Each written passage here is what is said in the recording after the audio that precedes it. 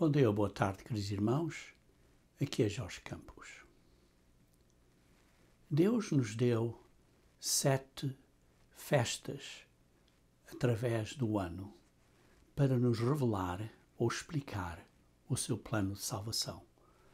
Nestes dias de festa, há dias de santa convocação, isto é, dias de sábado anual, que são comemorados para nos lembrar ou de coisas que já passaram ou de coisas que ainda estão por vir. Ora, estes 7 festivais, ou estes 7 dias de festas do Senhor, estas 7 solenidades do Senhor, temos 3 no período da primavera. A primavera da maneira que vemos no hemisfério norte, na terra prometida, onde Jesus Cristo veio, onde foi a terra prometida, e por isso os festivais são à volta desse período do ano, conforme é visto na terra prometida, em Israel. E os primeiros 3 festivais representam eventos que aconteceram à volta da primeira vinda de Cristo, que é a Páscoa, que representa o sacrifício de Jesus Cristo, para o qual os sacrifícios do Antigo Testamento apontavam, representam nós termos que obedecer às leis de Deus, porque as leis de Deus representam o caráter de Deus, que é amor, e então nós temos que ser como Deus é, isto é, termos o mesmo amor divino, agape, e por isso as leis de Deus representam isso. E por isso Deus nos deu um festival por 7 dias que demonstra nós comprometermos-nos a guardar, obedecer às leis de Deus, a vivermos de uma maneira diferente, sem pecado, simbolizado por sem fermento, isto é, os dias dos pães asmos. E depois a terceira solenidade do período da primavera é o dia de Pentecostes, que é 50 dias após o movimento do molho que seria feito durante esse período dos pães asmos, e que representa quando Jesus Cristo enviou, após ter ascendido ao céu, quando Jesus Cristo enviou o Espírito Santo, que é o poder de Deus, para nos ajudar a vencer as fraquezas da carne. Depois temos 4 solenidades ao fim do ano. Essas 4 solenidades começam com a quarta, que é o dia das trombetas, que simboliza a vinda de Cristo. Sim, simboliza os eventos à volta da vinda de Cristo, a intervenção de Deus nos problemas da terra, e simboliza quando Jesus Cristo vier para a terra, a ressurreição dos santos, aqueles que estão vivos serão transformados, e quando Jesus Cristo vai destruir aqueles que destroem a terra, como lemos em Apocalipse capítulo 11, versículos 15 e 18. E depois o dia santo seguinte, que é, ou a solenidade seguinte, é o dia de expiação. Esse dia é o que vamos falar hoje, acerca do dia de expiação. Depois do dia de expiação, temos a festa dos tabernáculos, que simboliza o governo de Deus reinando na terra por 1000 anos, e depois temos o 8º grande dia, ou o último grande dia, que representa a segunda ressurreição e o juízo que seguirá. Mas hoje, queridos irmãos, quero falar acerca do dia de expiação. O dia de expiação representa uma cerimónia de 2 bodes, que é simbolizado ou descrito em Levítico capítulo 16, que vamos abordar agora, e que aponta, um dos bodes aponta para o sacrifício de Jesus Cristo, que é o Cordeiro Pascal, simbolizado no dia da Páscoa. Então, um dos bodes apontava para Jesus Cristo e o outro bode que é o bode de Azazel. Azazel é o nome de um demónio que representa Satanás. Esse será mantido vivo durante esse período do milénio, como vamos ver. E por isso vemos em Levíticos 16 que a história começa entre os versículos 1 e 2 e também 3 e 6 de Levíticos 16. Vê-se que há um novilho que era para o sumo sacerdote, isto é, o sumo sacerdote humano, ser, digamos assim, limpado, para limpar o sumo sacerdote, porque ele estava a representar uma função do sumo sacerdote eterno, que é Jesus Cristo, mas o sumo sacerdote humano tinha que ser, digamos assim, limpado dos seus pecados, e então só depois de ser limpado pela essa expiação desse novilho é que podia entrar no santuário, mas só poderia fazer isso uma vez por ano, no dia de expiação. Vemos aí nos versículos 3 e 6 que esse novilho era para o sumo sacerdote e para a sua casa. Depois, nos versículos 5, 7 e 8 de Levíticos 16, fala acerca dos dois bodes e que vão lançar sortes. Uma sorte para o bode que representa o Senhor, isto é, o bode que vai representar, simbolizar o sacrifício que Jesus Cristo fez durante a Páscoa, que aponta para esse sacrifício, e o outro bode que é traduzido em algumas traduções como o bode emissário, mas a palavra hebraica é Azazel. A palavra 05799 representa Azazel, que é o nome de um demónio, que simboliza digamos assim, nesta metáfora de Levíticos 16, que simboliza Satanás. Por isso vemos então, nesses primeiros versículos, a identificação do novilho, que era para o sumo sacerdote ser limpo, e a escolha dos dois bodes. Um ponto interessante aí é que um homem não conseguiria distinguir entre um bode e o outro, porque por fora seriam, digamos assim, semelhantes. Está claro, não por dentro. Isso dá um grande exemplo que Satanás se apresenta como um anjo de luz e por fora uma pessoa parece que é o verdadeiro Cristo, mas não é, é falso. É um falso representante, um anjo de luz. E depois, por isso, vê-se então que nos versículos 11 e 12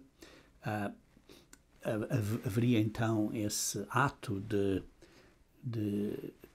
desse sumo sacerdote físico ser santificado, isto é, ser limpo. E depois vê-se também no versículo 14 que ele tinha que aspergir o sangue 7 vezes. E por isso vê-se assim então que este sumo sacerdote físico, depois de ser limpo, e isso então estava, digamos assim, a representar o verdadeiro sumo sacerdote, que é Jesus Cristo, sumo sacerdote de acordo com a ordem de Melquisedeque, como lemos em Hebreus. Vejamos então, vamos começar então a ler em mais detalhe aqui em Levítico capítulo 16, começando no versículo 15. Depois assim degolorá o bode da expiação, que será pelo povo, e trará o seu sangue para dentro do véu. Ora, esse bode da expiação, que apontava para o cordeiro pascal, que apontava que era simbólico de Cristo, esse bode era por isso simbólico do que Cristo tinha feito. E então vê-se aqui uma cena de Cristo ter sido sacrificado e o seu sangue é trazido, neste caso, em Levíticos 16, para dentro do véu. Isto é simbólico do espiritual, em que o sangue de Cristo é levado para o trono de Deus, para lá do Altíssimo, do Santo dos Santos, para fazer expiação por nós, fazer reparação.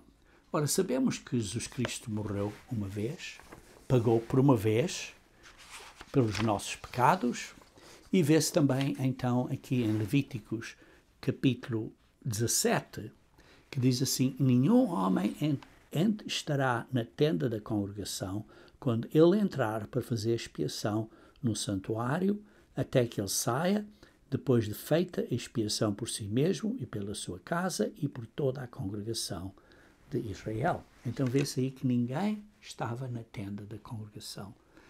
Simbólico que ninguém está no céu neste período desta era. Ninguém está no céu até que ele saia. E diz aqui, até que ele saia, como lemos no versículo 17, que é depois da segunda vinda de Cristo, porque aqui ele estava agora a representar o verdadeiro sumo sacerdote, que é Cristo, que está agora no céu e que está a fazer expiação por nós, e ninguém está no céu, e ele voltará à sua segunda vinda. E então continuamos a ler aqui e a entender um bocadinho mais desta história. Por isso vemos que Jesus Cristo agora está presente no céu a nos ajudar diariamente, conforme nós somos chamados por Deus e conforme nós somos batizados e somos redimidos pelo sangue de Cristo. Depois do batismo, recebemos a imposição das mãos para recebermos o Espírito Santo de Deus, e recebemos o Espírito Santo de Deus para quê? Para a santificação, para a obediência, como lemos em 1 Pedro, capítulo 1, versículo 2. Ora, o que acontece agora, irmãos, é que você e eu estamos a viver agora, depois do batismo, do verdadeiro batismo, pela autoridade de Jesus Cristo, isto é, por uma pessoa que tem essa autoridade de fazer esse batismo. Não é só usar as palavras, mas é porque tem a autoridade de Jesus Cristo para fazer isso.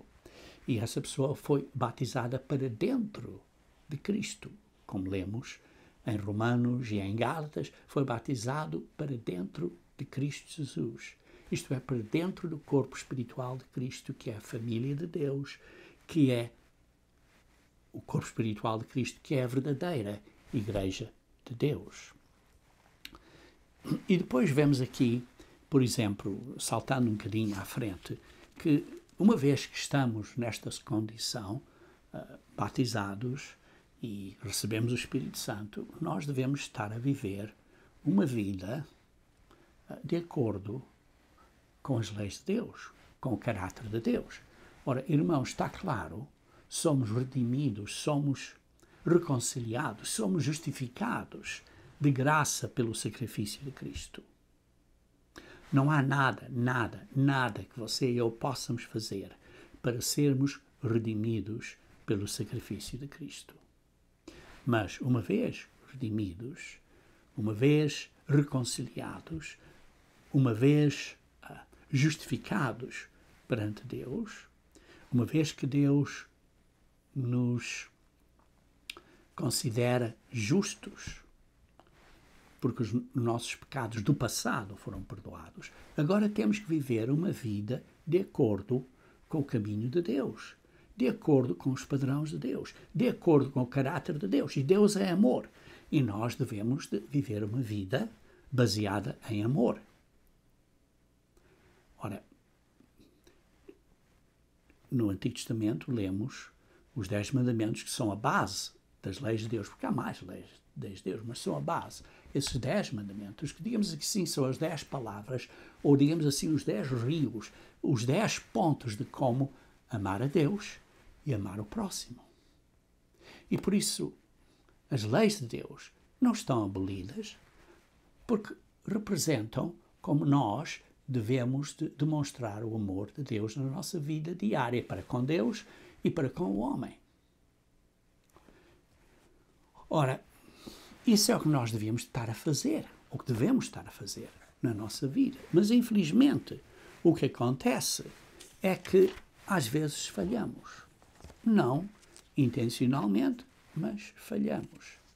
E quando falhamos, vejamos aqui em 1 João, capítulo 1, 1 João, capítulo 1, versículo 7. Vemos aqui, 1 João, capítulo 1, versículo 7. Está aqui a falar de nós, mas se andarmos na luz, como Ele está na luz, isto é, depois de sermos batizados, depois de sermos batizados para dentro do corpo de Cristo, pela autoridade de Cristo, e depois da imposição das mãos termos recebido o poder de Deus, a essência de Deus, a capacidade de Deus, digamos assim, em palavras modernas, o ADN ou o DNA espiritual de Deus em nós, para nós realmente sermos filhos e filhas de Deus, regeradas de novo.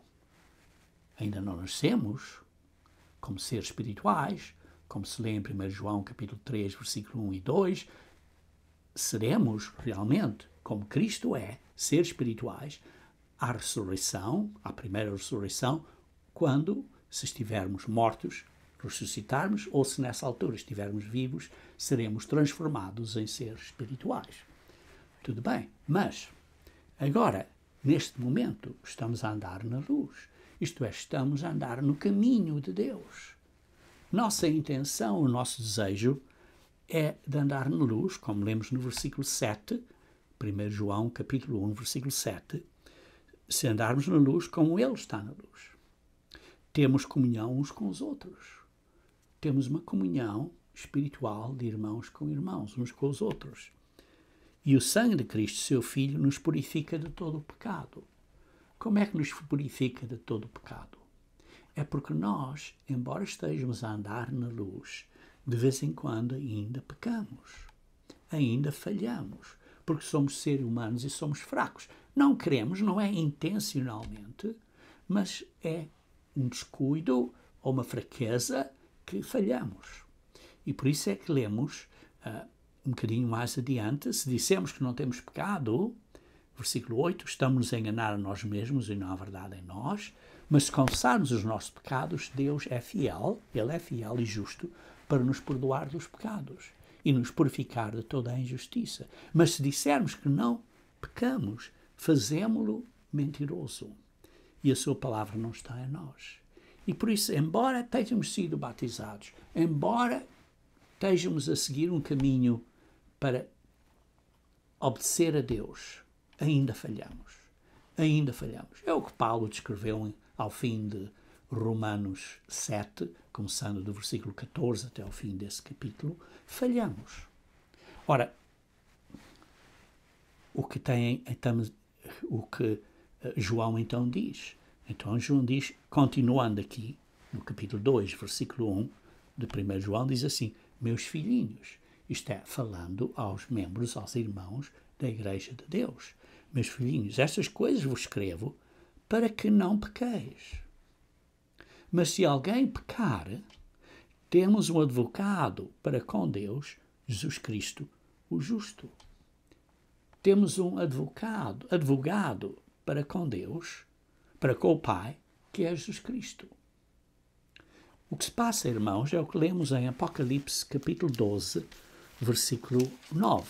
Em Apocalipse, capítulo 12, versículo 9, vemos que, vejamos ler aqui, a falar acerca do grande dragão, a antiga serpente, chamada Diabo e Satanás, que engana todo o mundo. Ele foi precipitado na terra e os seus anjos foram lançados com ele. Vê-se aqui que ele foi lançado para a terra. Houve uma guerra no céu que acredito que ainda vai ser no futuro, ele foi lançado do céu para a terra. Isso é Satanás, que engana todo mundo. Irmãos, todo mundo está iludido, está enganado. Mas diz aqui assim, ao meio do versículo 10, agora é chegada a salvação e a força e o reino do nosso Deus e o poder do seu Cristo, porque já o acusador de nossos irmãos é derrubado, o qual, diante do nosso Deus, os acusava de dia e noite. Então você junta isto com o que acabei de ler em 1 João capítulo 1, vê-se que nós devemos de andar na luz, mas de vez em quando falhamos.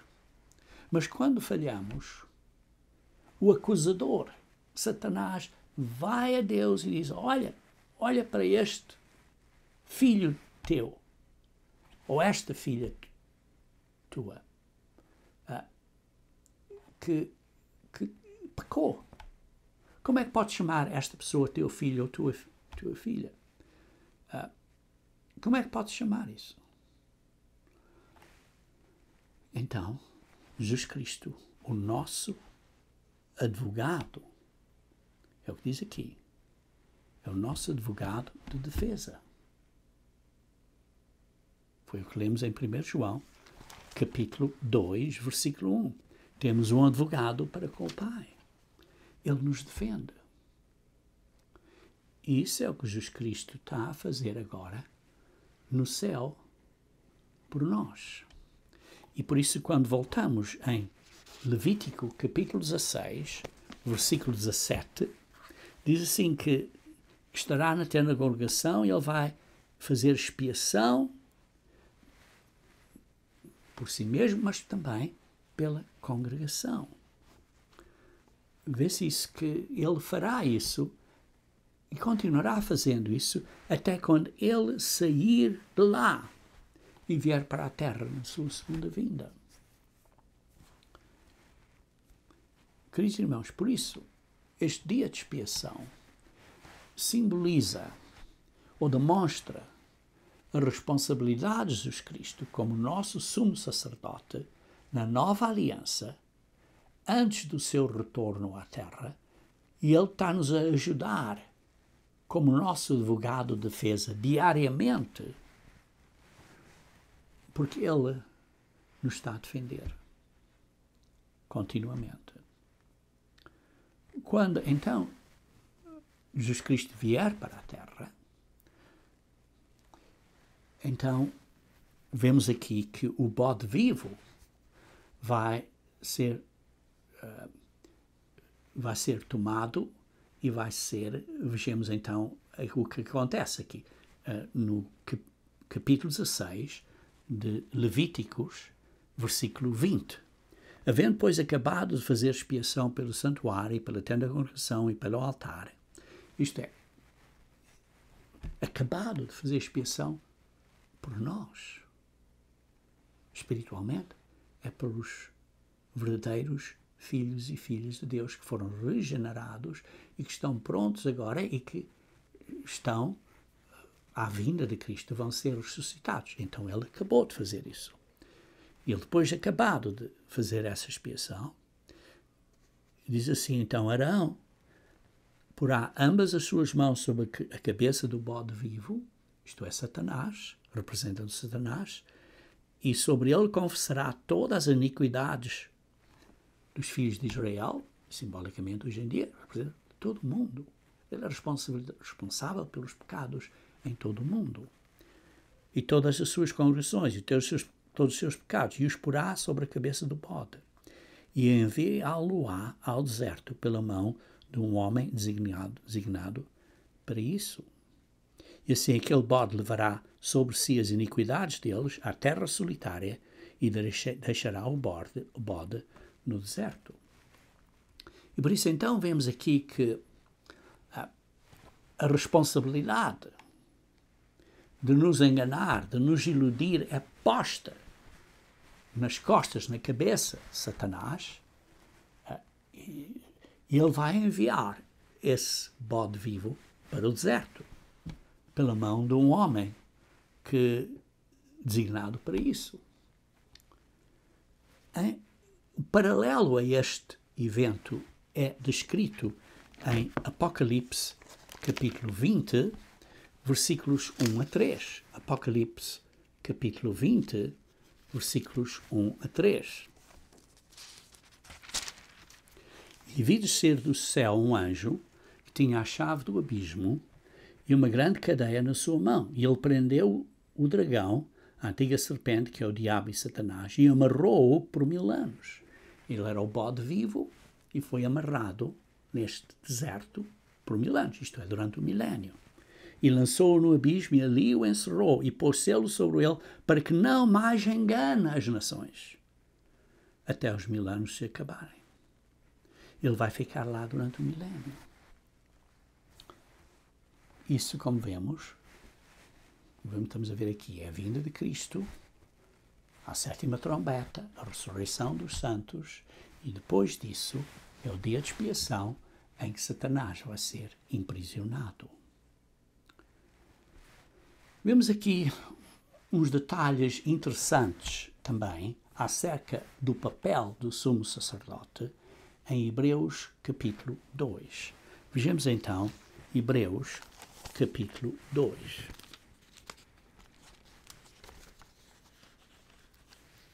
Hebreus capítulo 2. Vamos começar a ler do versículo 16.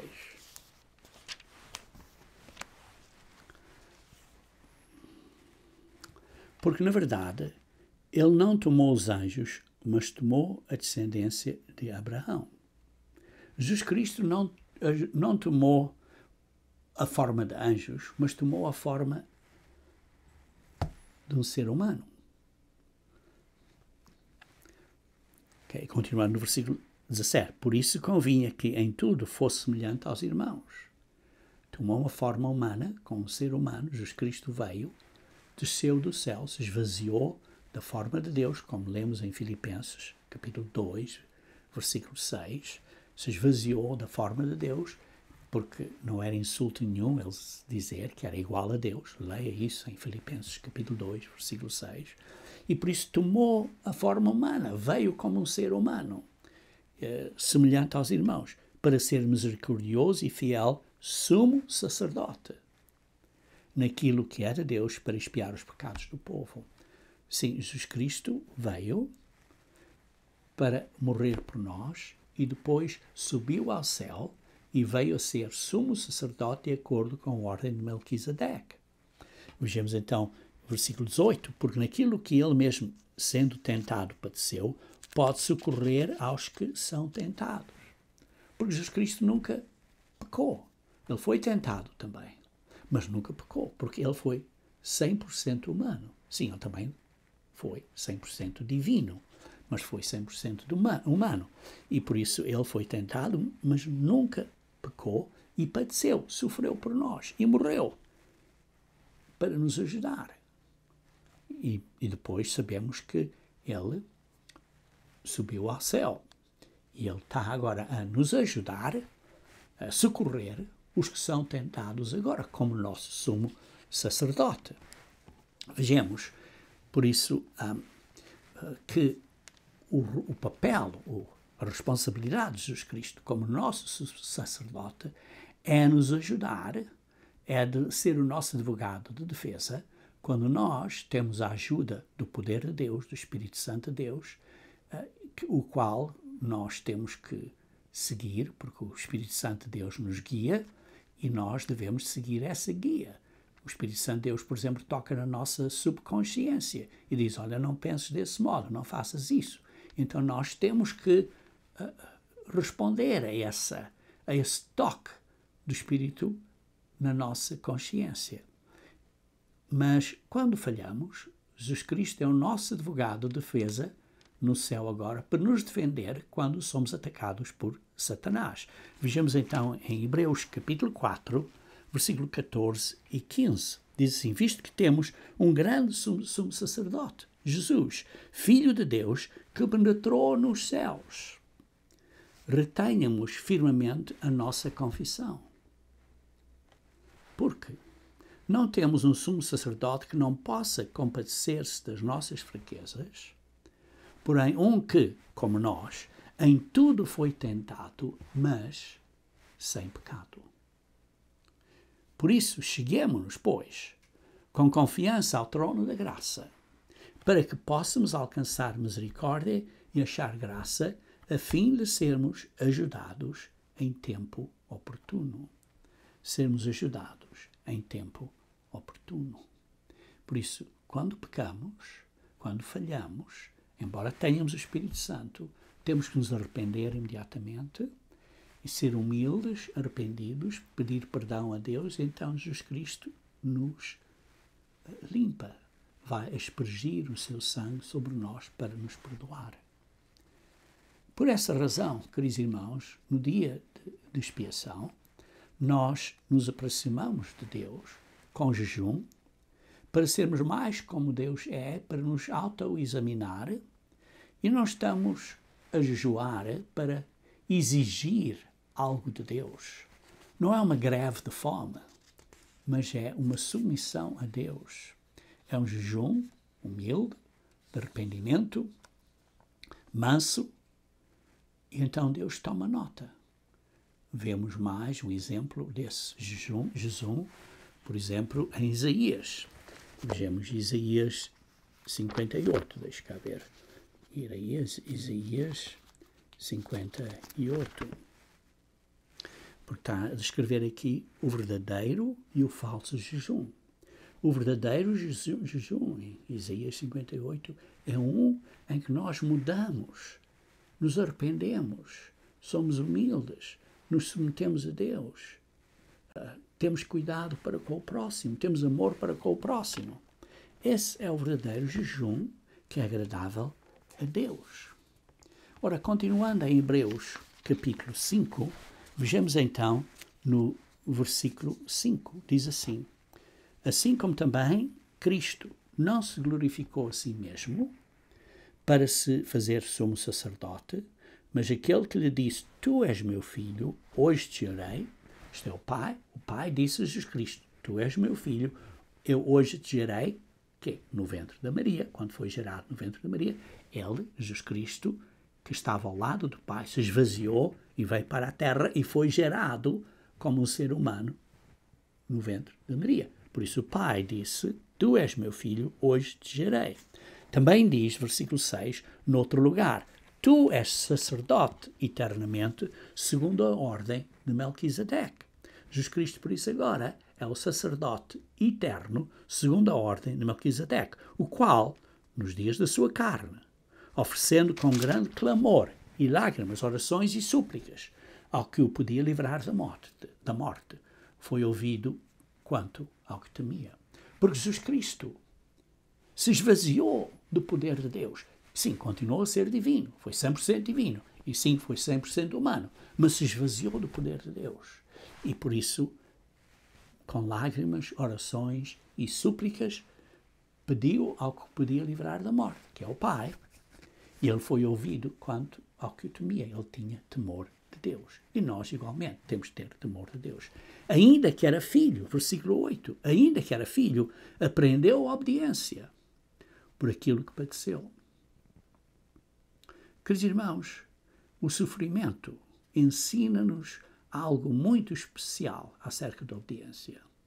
E Jesus Cristo sempre foi obediente ao Pai, como um ser eterno ao lado do Pai. Mas quando se esvaziou e veio a ser carne e sofreu, aprendeu algo mais acerca da obediência, que é obediência perante sofrimento. Aprendeu, diz assim, aprendeu obediência em condições dessas, de sofrimento. E sendo ele mesmo consumado, veio a ser a causa da eterna salvação para que todos os que lhe obedecem. Jesus Cristo é a causa de salvação para todos os que creem nele. Ou, nas palavras, todos que lhe obedecem. Sempre que leem na Bíblia, crer em Deus quer dizer obedecer. A todos os que lhe obedecem. Porquê? Porque creem nele, que acreditam nele, por isso fazem o que ele diz. Versículo 10. Chamado por Deus sumo sacerdote, segundo a ordem de Melquisedeque, do qual muito temos que dizer de difícil interpretação, portanto, vos fizestes negligentes para ouvir. Porquanto vos fizeste. Quer dizer, Paulo, eu acho que Paulo foi o escritor de Hebreus, mas digamos assim, se você não acredita nisso, o escritor de Hebreus explicou que queria dizer mais, mas que as pessoas estavam a ser negligentes. Precisamos ter cuidado que nós não sejamos negligentes. Vejam também em Hebreus, capítulo 8, vamos agora ler, começando no versículo 1. Ora, a suma do que temos dito é que temos um sumo sacerdote tal que está sentado nos céus. Jesus Cristo está agora nos céus, é o nosso advogado de defesa, à destra do trono da majestade, ao lado direito do Pai. Ele é ministro do santuário e do verdadeiro tabernáculo, o qual o Senhor fundou e não o homem. Este santuário é o verdadeiro santuário, porque o santuário físico que eles tinham feito debaixo de Moisés era simplesmente uma sombra do verdadeiro santuário eterno. E depois lemos assim no versículo 5, os quais servem de exemplo. Sim, porque os sacerdotes hoje em dia, ou que existiam durante o período do Antigo Testamento, serviam de exemplo e sombra de coisas celestiais, como Moisés divinamente foi avisado, estando já para acabar o tabernáculo que lhe foi dito. Ora, faz tudo conforme o modelo que no monte se te mostrou. Por isso aquele santuário, aquele tabernáculo que ele fez, era simplesmente um modelo, uma imagem do verdadeiro santuário no céu, aonde Jesus Cristo agora está. Versículo 6. Mas agora lançou ele ministério tanto mais excelente, quanto é mediador de uma melhor aliança que está confirmada em melhores promessas. E por isso Jesus Cristo é o mediador de uma aliança melhor. Qual é o melhor desta aliança? O melhor desta aliança é que as leis de Deus estão escritas nas nossas mentes, nos nossos corações, e não em tábuas de pedra que as outras pessoas não obedeciam. Por isso é que é uma melhor aliança. Porque as leis de Deus não estão abolidas. Porque as leis de Deus representam o caráter de Deus. E então isso está nas nossas mentes e nos nossos corações. E por isso ele é mediador de uma aliança melhor, com melhores promessas. Porquê? Porque uma das promessas é a vida eterna. A antiga aliança não tinha essa promessa de vida eterna. Simplesmente apontava para serem protegidos e estarem em nações e terem prosperidade. Mas isto é uma promessa de vida eterna, uma melhor promessa. Então, por isso vemos que os símbolos da antiga aliança eram simplesmente lições físicas para nos ensinar lições espirituais. E por isso vemos que no dia de expiação o sumo sacerdote tinha uma função a realizar que apontava para o verdadeiro sumo sacerdote, de acordo com a ordem de Melquisedeque, que é Jesus Cristo, que está a fazer um trabalho como nosso advogado de defesa, nos ajudar. Por isso é que somos salvos pela vida dele. Romanos 5, se me lembro corretamente, versículo 10. Ora, o nosso advogado de defesa tira toda a acusação de Satanás. E, finalmente, ele vai remover Satanás completamente da sua posição de acusador. Quando Jesus Cristo vier para a terra, vai destruir os que destroem a terra e depois, simbolizado pelo dia de expiação, vai pôr Satanás na prisão por 1000 anos. E por isso, através disto, vemos que Deus quer uma nova e limpa relação conosco. Por isso é que somos reconciliados com o Pai, através do sacrifício de Cristo, de graça. Mas uma vez que estejamos reconciliados, temos que agora obedecer às leis de Deus. O sumo sacerdote, por isso, ajuda a desenvolver esta afinidade quando nós de vez em quando falhamos. Nos ajuda, é o nosso advogado de defesa. E o ponto, a intenção de Deus, foi o que Jesus Cristo, digamos assim, pediu na sua oração final, que está, vemos aqui que está descrita em João capítulo 17.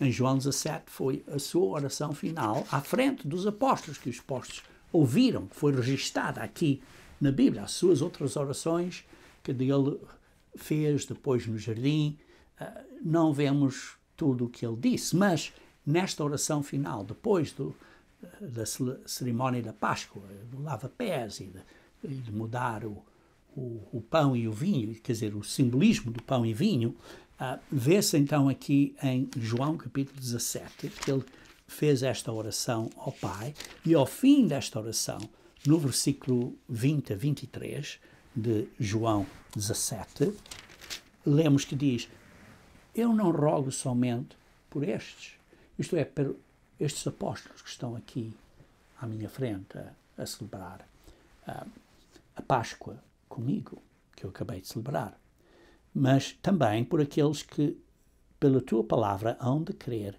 em mim. Porque nós cremos em Jesus Cristo e por isso obedecemos a Cristo pela palavra que foi dada a nós por estes apóstolos. Isto é, aqui, este testemunho da vinda de Cristo pelos evangelhos e as epístolas dos vários apóstolos, de Paulo, de João, de Pedro, de Tiago, etc. E por isso temos aqui esta oração de Jesus a dizer que não está somente a rogar por eles, mas por nós. Versículo 21, para que nós sejamos um. Irmãos, irmãs, nós devemos ser um. Tal como Deus é um. Nós devemos ser um. Não quer dizer que vamos deixar de ser pessoas individuais. Vamos continuar a ser pessoas individuais. Como tu, ó Pai, o és em mim e eu em ti, que também eles sejam um em nós, para que o mundo creia que tu me enviaste. Meus irmãos, nós estamos a estar unidos. Eu dei-lhes a glória que a mim me deste, para que sejam um, como nós somos um. O Pai e o Filho são um. Não está a dizer que o Pai e o Filho eram uma pessoa, mas são unidos. E Deus quer que nós também sejamos unidos. Eu neles e tu em mim, para que eles sejam perfeitos em unidade, na união.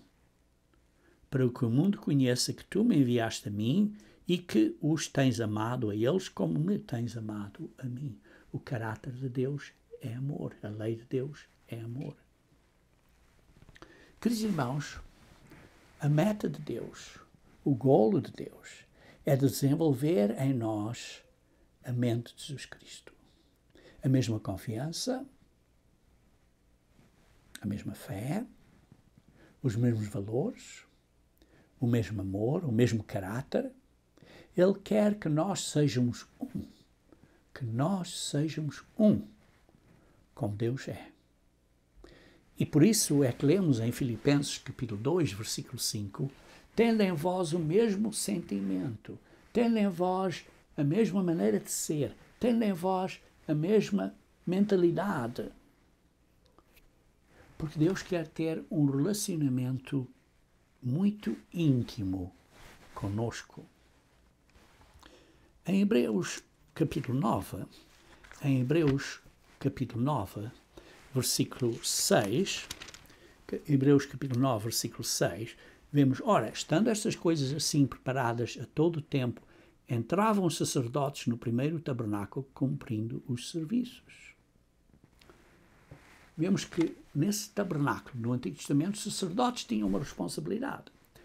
Mas, no segundo, isto é, no Santo dos Santos, só o sumo sacerdote, uma vez no ano, e não sem sangue,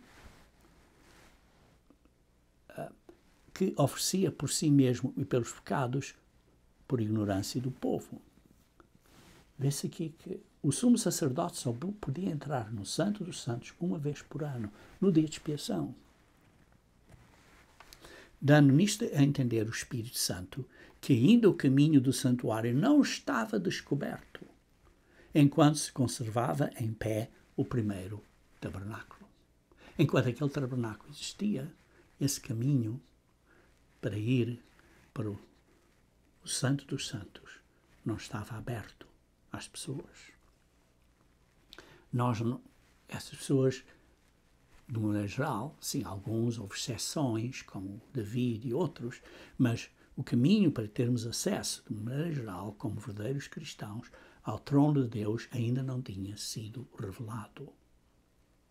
E depois lemos no versículo 11, mas vindo Cristo, o sumo sacerdote, estou a ler Hebreus 9, mas vindo Cristo, o sumo sacerdote dos bens futuros, por um maior e mais perfeito tabernáculo.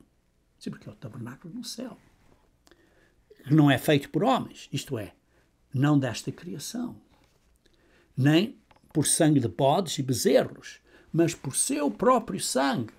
Jesus Cristo, pelo seu próprio sangue, entrou uma vez no santuário, no céu, no trono de Deus, havendo efetuado uma eterna redenção. Porque se o sangue dos touros e bodes e a cinza de uma novilha aspergida sobre os imundos os santifica, quanto à purificação da carne, não perdoava os pecados, mas santificava eles, quanto à purificação da carne, quanto mais o sangue de Cristo, que pelo Espírito Eterno se ofereceu a si mesmo imaculado a Deus, purificará as vossas consciências das obras mortas para servir ao Deus vivo. Somos santificados pelo Espírito Santo para a obediência, como lemos em 1 Pedro, capítulo 1, versículo 2. Continuando a ler no versículo 15. E por isso é mediador de um novo testamento, isto é, de uma nova aliança, digamos assim, mais corretamente, para que, intervindo a morte para a remissão das transgressões que havia debaixo da primeira aliança, da antiga aliança, os chamados receberam a promessa da herança eterna, porque onde há um testamento ou uma aliança, é necessário que intervenha a morte do testador. Está aqui a demonstrar esta comparação da morte, de um testamento, mas o ponto é que estamos a falar da nova aliança. Porque um testamento tem força onde houve morte. Ou terá ele algum valor enquanto o testator vivo. E por isso vemos que a antiga aliança, a nova aliança também tinha a morte, na antiga aliança, de animais, e agora para a nova aliança é a morte de Cristo. Por isso também o primeiro não foi sagrado sem sangue. Há sangue. A nova aliança, por isso, irmãos, põe as leis de Deus nos nossos corações e na nossa mente. Vejam então, um bocadinho mais adiante, em Hebreus capítulo 10, versículo 19. Tendo, pois, irmãos, ousadia para entrar no santuário. Isto é, você e eu agora temos ousadia para entrar no santuário no céu. Como é que você e eu podemos entrar no santuário no céu hoje? Nas nossas orações. Sim, digamos assim, espiritualmente. Nos apresentamos perante Deus nas nossas orações. Entramos no santuário do céu. Temos ousadia para entrar no santuário pelo sangue de Cristo. Pelo novo e vivo caminho que Ele nos consagrou pelo véu, isto é, pela sua carne. É um novo caminho, porque antigamente só o sumo sacerdote é que podia entrar e só uma vez por ano. Agora podemos entrar sempre que nos arrependemos. Estamos verdadeiramente arrependidos e temos um advogado de defesa e podemos ir ao santuário de Deus por este novo e vivo caminho, pelo véu, isto é, pela sua carne. E tendo um grande sacerdote sobre a casa de Deus. Temos um grande sacerdote. Por isso cheguemos com verdadeiro coração, com inteira certeza de fé, sem dúvidas.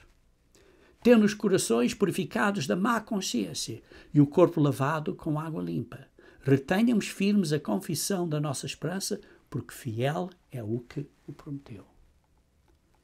Temos que nos manter firmes nesta fé. Queridos irmãos, este é o tipo de relacionamento que Deus quer conosco para estarmos unidos, para sermos um, como lemos em João 17, na oração de Jesus Cristo. Por isso, continuando a ler em Hebreus capítulo 11, agora no versículo 6. Ora, sem fé é impossível agradar-lhe, porque é necessário que aquele que se aproxima de Deus creia que Ele existe e que Ele é o galardoador dos que o buscam. Deus, através de Jesus Cristo, é o galardoador, é o recompensador dos que o buscam. Por isso, irmãos, vemos no capítulo 12, versículo 1, diz assim: portanto, nós também, pois que estamos rodeados de uma tão grande nuvem de testemunhas, aqueles fiéis todos de Hebreus 11, deixemos todo o embaraço e pecado que de tão perto nos rodeia e corramos com paciência a carreira que nos está proposta, olhando para Jesus, autor e consumador da fé, o qual, pelo gozo que lhe estava proposto, suportou a cruz, desprezando a afronta, e assentou-se à destra do trono de Deus. Por isso, irmãos, olhamos para Jesus com esperança. Considerai, pois, aquele que suportou tais contradições dos pecadores contra si mesmo, para que não enfraqueceis, desfalecendo em vossos ânimos. Às vezes, irmãos, passamos por dificuldades tão difíceis e choramos, que podemos ficar desfalecidos em nossos ânimos. Mas diz assim: estamos rodeados de grande nuvem de testemunhas. Não desistem, irmãos. Não desistem. Mantamo-nos fiéis. Por isso diz no versículo 12 de Hebreus capítulo 12: portanto, tornai a levantar as mãos cansadas e os joelhos desconjuntados. Fazei veredas direitas para os vossos pés. Isto é, andem no caminho correto de Deus, para que o que manqueja não desvie inteiramente, mas seja sarado. Se você está a ter dificuldades, está a manquejar, está a coxear, para você ser sarado. Versículo 17. Porque bem sabeis que, querendo ele ainda depois herdar a benção, foi rejeitado, porque não achou lugar de arrependimento, ainda que com lágrimas o buscou. Está aqui a falar de Esaú. Mas nós não devemos de deixar a fé. Temos que manter fiéis. É uma grande chamada para estarmos no reino de Deus. E por isso temos que ter um desejo de servir um ao outro, de servir a Deus, honrar a Deus em reverência e temor piedoso. Vejam em capítulo 13, versículo 1, permaneça o amor fraternal. Temos que manter o amor da irmandade. Temos que nos manter fiéis. Temos que lembrar que Deus nunca nos deixa ou nos desamparará, como lemos no versículo 5. Diz: não te deixarei, nem te desampararei. Deus nos ajuda. Irmãos, precisamos de orar, pedir a Deus ajuda. E nós temos um sumo sacerdote, que é Jesus Cristo. E por isso pedir a Deus que, com a ajuda dele, Ele nos faça perfeitos, nos faça completos, como o Pai é. Queridos irmãos, temos uma grande esperança. Este dia de expiação, com Jesus Cristo, em que Jesus Cristo é o nosso sumo sacerdote, não há nada que nos possa destruir. Embora vamos ter muitas dificuldades, embora às vezes tenhamos que morrer na fé, mas temos que nos manter fiéis até ao fim. Por isso, permaneçam no amor de irmandade e no amor de Deus até ao fim.